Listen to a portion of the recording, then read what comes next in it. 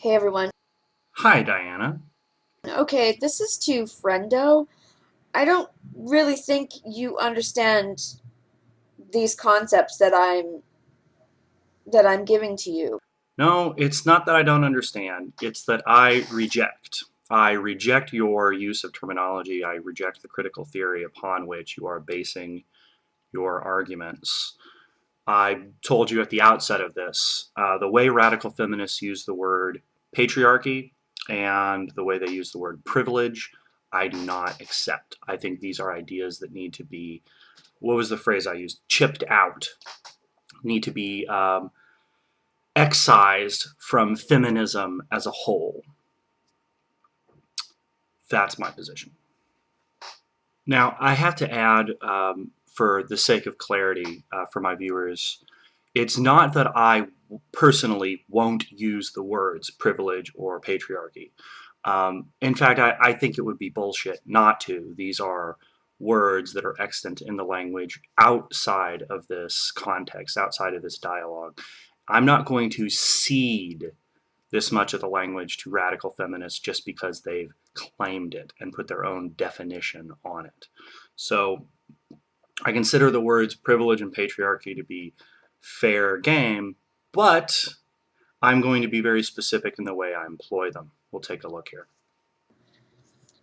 For the first thing, let's talk about the patriarchy theory. And the problem of it can be summed up in simply the word the patriarchy. Society is not one integrated whole. It is not a single unified thing. We use the term as a placeholder for the collected phenomena of people contributing to various collective systems. Society is defined by cultures in the plural. And those cultures have various levels of soft and hard power attached to them. Cultures can overlap, intersect, or stand next to each other. And gender is something that, as it's intrinsic, at least sexuality is intrinsic to human beings, cuts broadly through all of those cultures. But it doesn't actually really define any of them. It's something about human beings. Traditionally, in most societies, what cultures within the society you could participate in were determined by your gender, um, male, female, or some third gender in different societies. That would limit which cultures you could participate in. But this concept of plurality is what is important in talking about any given society. As I said, patriarchies and matriarchies can exist simultaneously within the same society. They won't even necessarily come into conflict. You're only saying that it's not possible because it would violate your definitions. But this is simply circular reasoning and evidence of the problem that I have with radical feminism and how self-referential it is. You establish your definitions, and then when challenged by facts that contradict your definitions, you say, well, but that's impossible by definition. Patriarchy is not just a social concept, it's an economic one, and I've explained that to you on your comment section. And I reject this Marxist notion. I doubly reject what radical feminism has done with this Marxist notion. The idea that you can apply gender to economic structures. Um, Economics is a study of the intrinsic needs of human beings and how we interact and interrelate in order to achieve those needs. And the processes of economics are not different between men and women. There are some differences in interests and outcomes, but if we're doing a study, for example, of differences in preferences for food, men and women, and the differences in the foods that they consume. There's no difference in terms of what they're actually doing with the food. And and that's the issue that I have here with this concept of different power experiences relative to it's just the basis of this is word salad that has no relevance to modern economics. It contributes nothing of predictive value. There's no statistical mean or measurement. You can't present a percentage or any kind of a graded quantifier for how patriarchal a system is. And that's something that's absolutely necessary if you're going to make a claim that it is not just social, but it's economic. You need to be able to put some kind of numbers on it. And you can't. These are not verifiable constructs. They don't give us predictive capability, and they don't stand up to mathematical scrutiny. Therefore, I reject them. Um, Now, you can you keep saying that there's no patriarchy. As a single, unified, quantifiable thing, no. If there is, quantify it. But then you said there's societies where there's patriarchy and matriarchy. An example of this I provide would be the family unit. Thinking of my grandparents, who they're now passed away, but they were a traditional Catholic family, 8 kids. Grandpa was a trucker. He was out of the house a lot on the road. From an exterior point of view, the family unit was patriarchal. He was the breadwinner. He represented the family to society at large. He was the man of the house. But within the family unit, it was a matriarchy and continued to be um, well through the lifespan of their children, their grandchildren. They lived to see their great grandchildren. And Grandpa did not make decisions about how his children, their children's children lived their lives. Um, Grandma did. And when you look at how the money that he made, that he earned through his labor, how it was used by the family, she had as much say in it as he did. And on the one hand, you could describe this, I'm okay describing this as patriarchy and matriarchy, or matriarchy within patriarchy. Um, but on the other hand, we could describe this as egalitarian. I mean, that's just a matter of perspective. Here, the words are kind of irrelevant. They were a team. They worked together, sharing responsibility, divvying up their tasks. This analysis is, I mean, it's part of a justification of gender roles, which is something that I'm not really in favor of. But they came together to to make a determination on how to share power, on how to live their lives, and that's what I'm in favor of. You're making a claim that's what you're in favor of. Okay, fine, great. Um, but then you say this. That's not true. Okay, if you had a society that had that, which is impossible, it would be called egalitarian. It seems to me like you're just kind of switching definitions to kind of make something fit, and it just doesn't fit. Okay, if there was an equal distribution of power and power was shared equally, then it would be an egalitarian society. Okay, that's what radical feminists strive for. Who's switching definitions now? The self-ponage in this statement is absolutely complete, based purely on logical analysis. You start off by saying, if such a thing existed, it would be impossible, and it's what radical feminists want. You can't have it both ways while simultaneously telling me I'm switching around my definitions.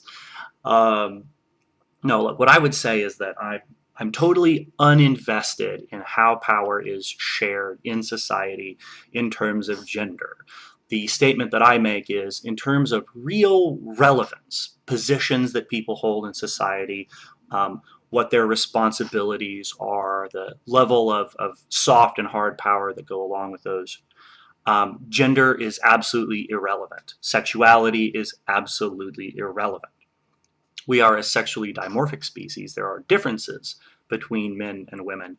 And some of those, like pregnancy, do present problems. They do present issues in terms of how you structure your workforce. And those are issues that we're addressing to greater or lesser degrees, more or less successful. But I personally am totally unconcerned with what the power distribution ends up being. If it's 70% women's favor, 80% men's favor, um, the actual outcome is something I am not invested in. If a man and a woman get in a relationship and one of them is submissive and makes a determination that their partner should be the one with all the control, that is none of my business. We'll get into that in a second. But I just wanted to double underline this issue right here. You say, this is what radical feminists want, but you previously said, just in the same breath, but that's not possible. Really telling. You can't just call it a patriarchy and a matriarchy together. No, that defeats the definition.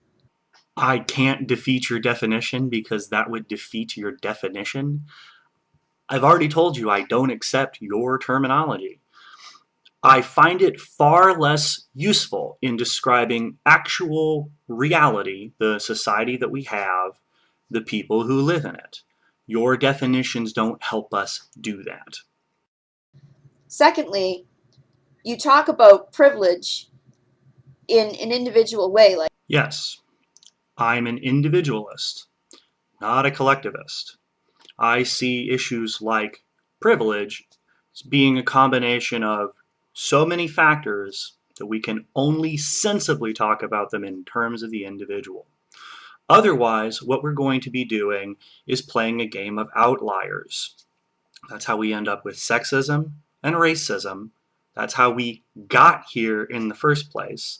And it's crucially important that we do not attend to people in this overtly collectivist manner. Rather, we should treat people as individuals who are unique. well, you said that you have privilege because you're able to get vaccinated. It's an example of how I would use the term. Well, that privilege adds up in a statistical way. Present your statistics. I've read a lot of demo studies, and what I've found is that there really isn't a statistically significant difference between how men and women live their lives in reference to issues like vaccination. I went ahead and found some numbers, by the way. I don't understand how you can it's interesting how you can take an individual understanding of privilege but not understand that that adds up to a statistical level of privilege. Again, you're using this word understanding. It's not that I don't understand, it's that I reject what you're doing with this. The statistical means and measures that you're talking about, you aren't presenting. What are your numbers? What's your data source? What specific argument are you attempting to make with this? You're just waving your hand here and saying, "Oh, it's statistical. Oh, statistics exist." Um, I told you in the comment if you have specific claims you want to make, we're at the point now where you need to be presenting evidence.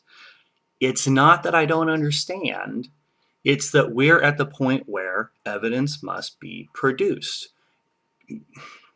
Maybe you're using the word statistical here to mean aggregate or collective, but statistical, present your statistics.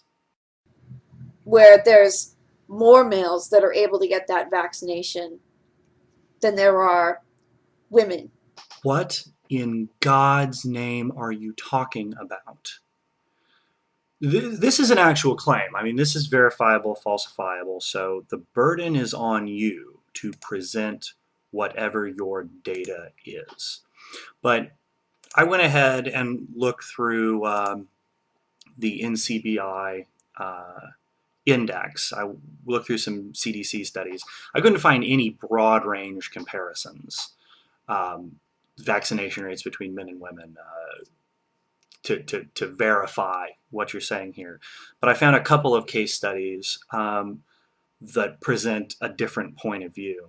I'm linking them below. The first one, human papillomavirus vaccine in men. What are the obstacles and challenges? And so what they found here is that it's safe and it's cost effective to vaccinate men against HPV, but it remains a low priority. Vaccinating women is a high priority, even though the cost between the two are about the same. Now, I'm just reading the abstract. Maybe someone can find something more on this. Second study, diabetes management and vaccination rates in the Southeast United States, 2000 through 2007. It says vaccination rates in the title, and I can see it here in the abstract, but I don't see any numbers concerning vaccination rates. But in the conclusion bar, they have something interesting to say concerning diabetes management. Diabetes, of course, being a rising disease in the United States. Diabetes management improved significantly in all race sex groups, but remained low in 2007. 8.8% black women, 14% white women, 11.5% black men, 12.8% white men. Among the four groups studied, it is white women who have the greatest rate of diabetes management. What do we conclude from this? Well, MRAs would say it's entitlement, that you, part of a demographic that gets more medical care, more attention to your needs than men, which has been statistically demonstrated, can still talk just blithely without having a number behind you about how women receive fewer vaccinations than men. But I reject the gender war altogether. It means nothing in and of itself. The collective of these statistics tells us nothing more than overarching societal trends. It doesn't mean that anyone is coming into these people's lives and telling them how to live. In fact, if anything, that might be the reason for the differences. But the real question is, how does this support the issue of privilege? And it doesn't. It's a nonsense concept, the way you're defining it. And the personal is political. You've completely misunderstood that as well, okay? Here, I don't really mind being corrected because we're not talking about something objective. We're talking about a slogan. You can make the slogan mean whatever it is you want it to mean. What else do you think the word personal means? Yeah, there's a lot of interpretations of this, some of which I reject outright. The idea that the problems that women have in their life have nothing to do with them. It has nothing to do with their decisions, their personal choices. It has everything to do with politics and society. And there's very much an undercurrent in radical feminism of we can't change until society changes. And I've expressed I don't agree. I think that's a problem. Um, I talked about the issues specifically of pornography as an example. Radical feminists want to be in people's bedrooms. You say you don't, but you do. You pass judgment on people for having sexual tastes or preferences that you don't agree with. You call it the commodification of sex as a problem, and that's just it. You show propriety in regards to other people's bodies. You consider it a insult to yourself. You consider it something that you are politically wrapped up in, something that affects you directly, when it is nothing more than practicing of the body autonomy of another individual. So I support sex workers' rights, pornography, prostitution, and so forth, for exactly the same reason that I support the right for abortion. It's a matter of individual choice and personal autonomy. And this is what I mean when I reject the personal is political. Now, you the first thing that you said about that is that, oh, the personal is none of anybody's business. Well, that's not what that means. Okay, I explained that it means that what happens to us personally, right, we can affect through political change. We can change it politically. All politics are local. There's a slogan for you. And also, what happens to us personally is a result of politics as well.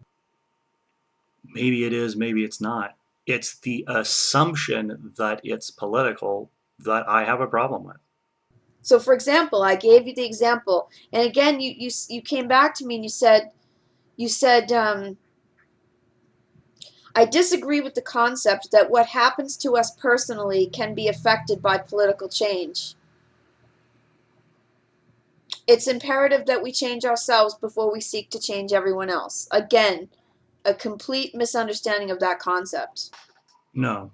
What I'm pointing at here is that exercise of political power is imposing your will on others. Social systems are not limited to just the political. Okay, and I gave you an example of rape shield laws Actually, you gave me the example as if those laws did not exist, which they do. because before, women had to, when they were in court, they would have to answer questions about what they were wearing or how they were acting. If you're saying that this is the court's MO, they had to answer these questions. No. What would happen is the defense attorneys would use any questions that they could to impugn the witness's character. Um, it's kind of scummy that happens, but it is a part of the system. This is something that still occurs for any other crime that's not rape, which is why MRAs use the word entitlement to describe the kinds of arguments that you are making. That you can be in a protected position where the law specifically singles your issues out and gives you protections with respect to them, and you continue to use this as an example of how you're oppressed or how men have privilege. Right? And that affects them personally, right? A lot of women, that made them feel horrible personally. So they affected political change. I find this explanation to be kind of bizarre. Um, the slogan, the personal is political, I don't think that it really means much, but I do think that it gives people license to come into the bedroom to judge other people for their sexual habits, um, the objectification of women, commodification of sex, and so forth. These personal encroachments are justified by this phrase. But I'm not saying politics don't affect people. I mean, who else do you think is subject to laws? Yes, clearly, if I get a traffic ticket, I'm the one paying the money. It is not that politics have no effect on the individual. It's that how you feel in your individual life is something that has a lot more to do with you than it has to do with politics. Um, as I just mentioned a minute ago, I reject this notion that everything that's social is political. There are simply there's more to society. If we're talking about the issue of rape, do you really think that making it illegal, making it what more illegal, is going to bring down instances of rape? If we're looking to affect some kind of a change here, the change has to be social and it has to be personal. It can't be political if it's going to have any kind of long-lasting, significant effect. To get what's called a rape shield law so that they're not asked those questions anymore. And what happens with that is that now we probably have more accurate rape statistics than we did before, because a lot of women would not want to file a rape charge because they didn't want to go through that questioning in a trial. And studies conducted by the CDC, the Department of Justice, Department of Defense, they still all conclude that rape is a very underreported crime.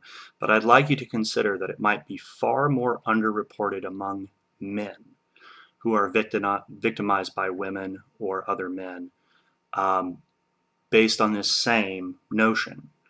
How do you think a man would feel if he were brought up to trial and asked to describe the circumstances that led to him being sexually victimized in a society that argues that men are the ones with privilege? But we still have issues with that, and that's a completely different subject. But that's the illustration of the point, that what happens to us personally can be affected. It's a vacuous point. True, but trivially true. What I'm saying is, when you exercise political power, you are imposing your will upon others. It should be your second mode of action, not your first. But I'm in favor of the social changes that occurred from the 70s through into the present. I don't have any problems with these laws. Um, what I'm saying in reference to today is exercise of political power is imposition upon others. This should not be our first choice of action. I don't think you understand the definition of affected. AFF, affected, not effected with an E. Do you understand the meaning of the word pedantic? Affected. So we can affect personal change. I mean, political change. But there is no difference. If the personal is political, then this is tautological. And that's what I'm rejecting. If you're going to, I mean, this is just a side, a slip maybe, but if you're going to say, no, there is a difference between personal and political, yeah, that's what I've been saying. To change ourselves, change what happens to us personally. I mean, we do live under systems of laws. We do live in systems. So we can change those systems that will affect us personally.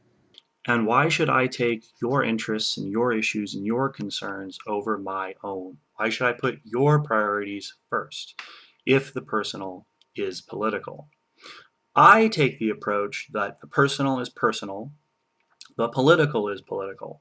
When it comes into politics, yes, we all consider our own needs. We consider how the candidates we vote for, the laws that are put up, will affect us. There's no other way we should be doing it.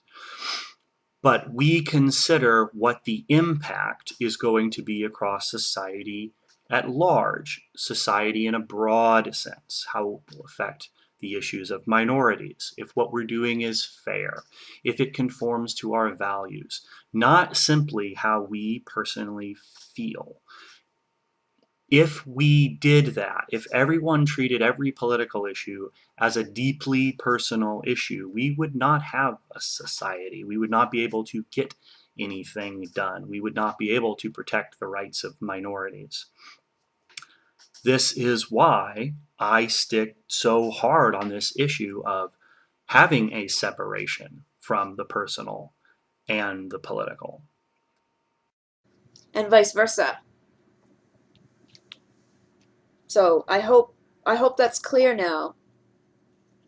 Okay. Um, no, it's not. I stay in the same basic position that I have. I reject radical feminist use of the terms patriarchy and privilege. I reject notions of the inherent badness of men, which you have said you also reject. which is fine, which is great, but which are present in radical feminism. And those are my thoughts on these issues.